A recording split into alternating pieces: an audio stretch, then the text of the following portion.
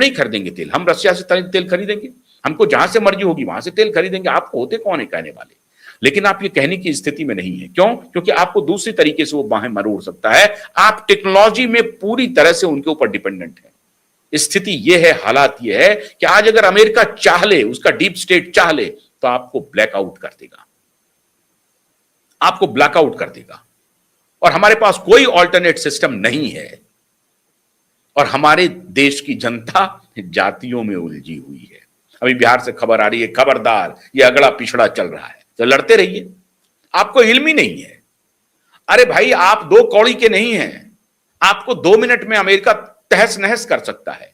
इस बात का इल्म जिसको अपने पुरुषार्थ का इल्म नहीं हो, अपने पौरुष का इल्म नहीं हो, जो देश ज्ञान के आधार पर बढ़ना नहीं चाहता हो, जातिवाद में फंसा हुआ है, एक नकली क्षेत्रवाद में फंसा हुआ है, धार्मिक मतांधता हो गई है। एक बड़ा वर्ग जो है पूरी तरह से मतांध पड़ा हुआ है।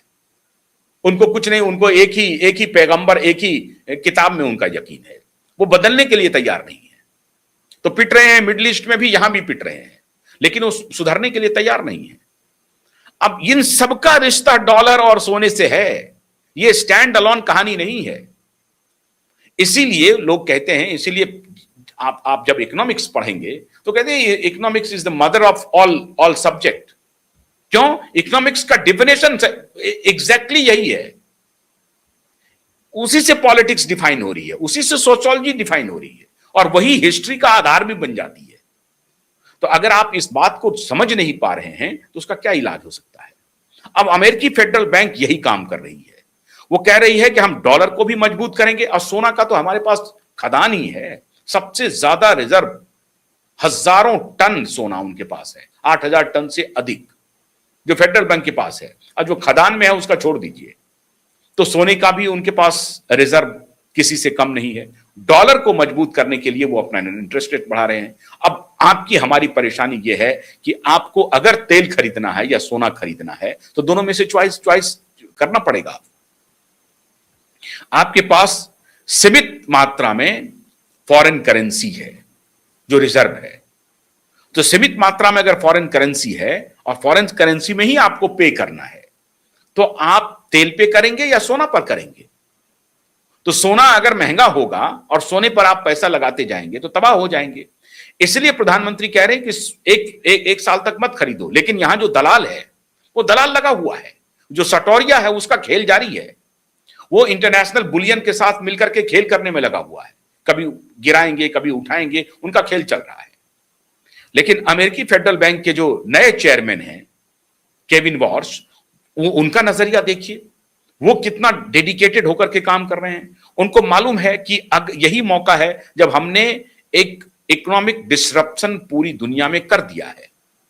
अब स्ट्रेट ऑफ हॉर्मुज से कितने देश प्रभावित हैं? अगर वहां से तेल नहीं आएगा तो कितने देश प्रभावित हो जाएंगे? भारत भी प्रभावित होगा उससे, अन्य देश भी प्रभावित होगा। अब ये सारे अन्य देश की हालत खराब होगी, इन्फ्लेशन राइज होगा, महंगाई बढ़ेगी, क्योंकि हमारी जो एनर्जी का सबसे बड़ा स्रोत है अभी भी वो इलेक्ट्रिसिटी नहीं है, वो थर्मल पावर नहीं है, वो हाइडल पावर नहीं है, वो विंड पावर नहीं है, वो सोलर पावर नहीं है, वो पेट्रोलियम का पदार्थ है। और पेट्रोलियम पदार्थ के लिए हमको 100% ऑलमोस्ट हमको इंपोर्ट करना पड़ता है, जैसे सोना इंपोर्ट करते हैं 99%। अब उसमें अभी ब्लेंडिंग हो रही है इथेनॉल की, तो अलग अलग पदार्थ बनाए जा रहे हैं, लिक्विड बनाए जा रहे हैं, लेकिन उसका कोई तात्कालिक फौरन लाभ नहीं हो रहा है। होगा अगले 10-15 वर्षों में, हो सकता है कि एनर्जी सेक्टर में हमारी कोई बदलाव आपको देखने को मिले।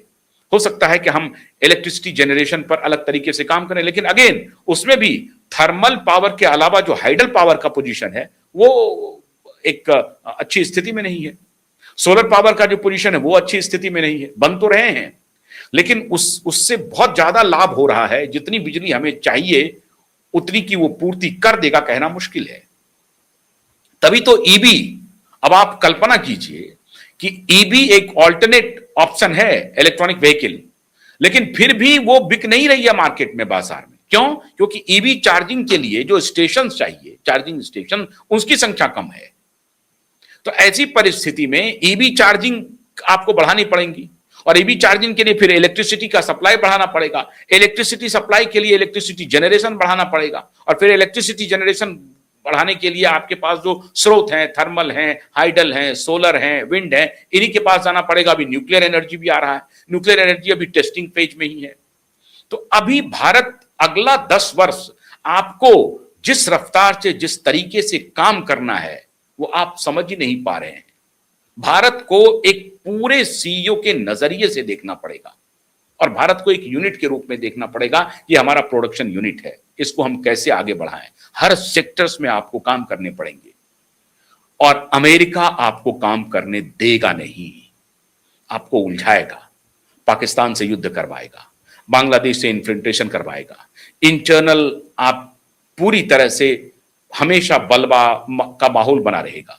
इसीलिए जरूरत है एक मजबूत स्टेबल लीडरशिप की। लेकिन मैं हैरान हूं, प्रधानमंत्री भी विदेश की यात्रा पर ज्यादा घूम रहे हैं। अब मैं पता नहीं वहां सेशल्स क्यों गए हैं प्रधानमंत्री। सेशल्स में जाकर के वो दुनिया के जो सबसे पुराना लिविंग एनिमल है उसको कछुआ को देखने के लिए जा रहे हैं। देख के आएंगे तो अच्छी बात है। अब उनके इस देखने से हमें क्या लाभ होगा मुझे नहीं मालूम, हो सकता है कुछ नई चीज बताएंगे देश को आकर के। लेकिन मित्रों, खेल बहुत गहरा चल रहा है और एक बात आपको समझनी पड़ेगी कि सोने को लेकर के अमेरिका खेल खेल रहा है और सोने के प्राइस को वो लगातार कंट्रोल कर रहा है, नियंत्रित कर रहा है, वो घटा रहा है, सोने के प्राइस को घटा रहा है ताकि लोग सोने की तरफ जाएं और सोना खरीदना शुरू करें। और उधर क्या कर रहा है कि अपने डॉलर को मजबूत कर रहा है। हर स्थिति में उनको फायदा है। सोने के रेट अगर घटेंगे तो आपका रश होगा ना, आप खरीदने जाएंगे। सोना खरीदने जाएंगे तो सोना का डिमांड होगा ना। सोना खरीदने के लिए आपको किसमें पे करना पड़ेगा? किसमें? डॉलर में। आप समझ रहे हैं? चाल समझिए। सोना अगर कीमत घटी तो रश होगा ना लोगों का, चलो कीमत घट रहा है अभी सोना खरीद लो। तो अगर रश हुआ सोना खरीदने के लिए तो फिर डिमांड बढ़ेगा, तो डिमांड बढ़ेगा सोने का तो फिर डॉलर में पे करना पड़ेगा। आप समझ रहे हैं? और उधर वो डॉलर इंटरेस्ट रेट बढ़ा करके वो सारे इन्वेस्टर को डॉलर में लगा रहा है पैसा, क्योंकि उनको आज लेना है, आज डॉलर बढ़ रहा है तो उसने फटाक से कोई शेयर खरीदा, शेयर का कीमत बढ़ गया, शेयर खरीदा 5 दिन के बाद वो शेयर बेच देगा, स्टॉक मार्केट में वो खेलना शुरू कर देगा। तो वहां उनको 5 दिन के अंदर में डॉलर में ट्रांजैक्शन हो रहा है, सोना में ट्रांजैक्शन नहीं हो रहा है ना। आप बात समझ रहे हैं? सोना में ट्रांजैक्शन हो नहीं रहा है, डॉलर में ट्रांजैक्शन हो रहा है। इंटरेस्ट रेट बढ़ा करके वो सारे इन्वेस्टर को उस तरफ दौड़ा रहा है। अब इधर सोने का प्राइस घटा, इधर से रश शुरू होगा, इधर से रश शुरू होगा तो डॉलर में पे करेगा, हर तरह से आपको मारने की कोशिश करेगा। तो ये फेडरल चेयरमैन खेल खेल रहा है, और फेडरल चेयरमैन नहीं, पूरा डीप स्टेट, पूरा अमेरिका ये खेल खेल रहा है, हर तरफ से लोगों को मार रहा है। और उधर एनर्जी के लेवल पर डिस्ट्रप्शन किए हुए है। वो कह रहा है कि यहां से तेल खरीदने नहीं देंगे, और अगर आप ज्यादा आंख दिखाएंगे तो आपको मरोड़ेंगे, पागलपना करेंगे। अब ऐसी परिस्थिति में एक मजबूत लीडरशिप की आवश्यकता क्यों है? क्यों इन सारी परिस्थितियों को देखते हुए रास्ता निकालना पड़ेगा?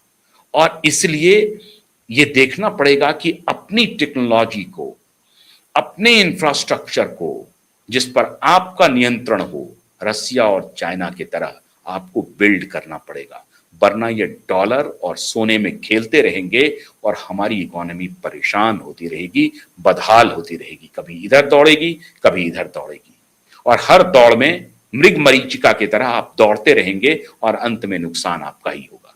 मान लीजिए कि आज सोना सस्ता है, आपने सोने की खरीदारी कर ली, सोने का रेट बढ़ गया, आपने सोने को बेच भी दिया, तो कुछ को फायदा हो गया, ठीक बात है। लेकिन आपने सोना खरीद लिया इस आस में कि सोने की कीमत बढ़ेगी, सोने की कीमत साल भर नहीं बढ़ी, 2 साल नहीं बढ़ी, तो फिर आपका तो पैसा ब्लॉक हो गया ना, ब्लॉक हो गया। तो आप अगर यही काम डॉलर में कर लेते तो डॉलर तो मजबूत हो रहा है, डॉलर आपको ज्यादा पे कर देता, आप डॉलर की तरफ भागेंगे ना। ये कहानी चल रही है। इसलिए डॉलर और सोना ये दोनों मिलकर के आपको मृग मरीचिका की तरफ दौड़ा रहा है। लेकिन इसका जो बॉटम लाइन मित्रों ये है कि अगर आपका अपना इंफ्रास्ट्रक्चर, अपना टेक्नोलॉजी इतना मजबूत होता कि वो हमें इस दौड़ में शामिल ही नहीं कर पाता, तो फिर वो मुंह की खानी खाता। वो मजाल नहीं है कि वो हमें ये डिक्टेट करता कि तुम रसिया से तेल मत खरीदो। अगर हमारी टेक्नोलॉजी मजबूत होती, हमारी डिपेंडेंसी लगातार बढ़ती ही जा रही है। हम कोई इंफ्रास्ट्रक्चर क्रिएट नहीं कर रहे। कुल मिलाकर के हमारा देश एक ट्रेडर का देश हो गया है। वो बनाता कुछ नहीं है, बेचता सब कुछ है। अद्भुत बात है। और बेचने के लिए यहां हमारे यहां की जो बड़ी बड़ी कंपनियां हैं, मेगा इन्वेस्टमेंट है उनके, मल्टीनेशनल्स के, और आप और हम बड़े गौरव से कहते हैं हमारा बच्चा मल्टीनेशनल में, एमएनसी में काम करता है। एमएनसी में काम करता है, आप उनके लिए नौकर बने हुए हैं, एमएनसी में काम करता है। इस ख्यालात से आप जीते जा रहे हैं। कोई कंपनी भारत की नहीं है, इक्का दिक्का को छोड़ के, जोहो को छोड़ दीजिए अभी, तो ज्यादातर कंपनियों में विदेशी पूंजी निवेश है और बड़ी मात्रा में निवेश है। अभी आप देखिए, अभी अमेरिका गए, अमेरिका नहीं, अभी जो 3-5 देशों की, 4 देशों की यात्रा पर गए थे, स्वीडन का जो सोवरिन फंड है, उसके लिए अडानी साहब पलक पावड़े बिछाए हुए हैं। स्वीडन का सोवरिन फंड हमें मिल जाए एनर्जी को लेकर के, ग्रीन एनर्जी को लेकर के, वो उनको पैसा दे देगा और फिर अडानी साहब काम करना शुरू कर देंगे। लंबा वीडियो हो जाएगा, विस्तार से कभी फिर बात करेंगे। अभी बस आप यही समझिए कि अमेरिकी फेडरल बैंक के चेयरमैन खेल कर रहे हैं सोने के साथ और डॉलर के साथ। भारत के जितने बिजनेस घराने हैं, बिजनेसमैन हैं, स्टॉक मार्केट में खेलने वाले लोग हैं, स्टॉक मार्केट से जुड़े हुए लोग हैं, थोड़ा दिमाग, और हाउस होल्ड वाले भी लोग जो हैं, थोड़ा संभल करके, ये वक्त है चलने का। बहुत बहुत शुक्रिया। नमस्कार।